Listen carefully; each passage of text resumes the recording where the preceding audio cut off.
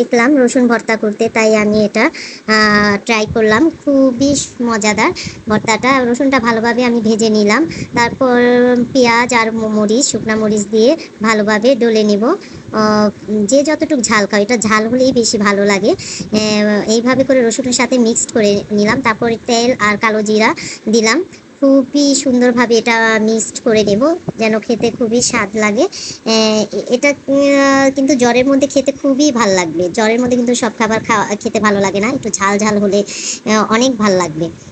তো আমি এটা অনেক টেস্ট করে খেলাম, মানে যখন আমি খেলাম মনে হলো যেন একবারে সবগুলো খেয়ে ফেলি, এতই টেস্ট হয়েছে। তো তোমরাও চেষ্টা করবা এটা করার জন্য, দেখবে তোমাদের কাছেও ভালো লাগবে। তো সবাই ভালো থাকো, সুস্থ থাকবা।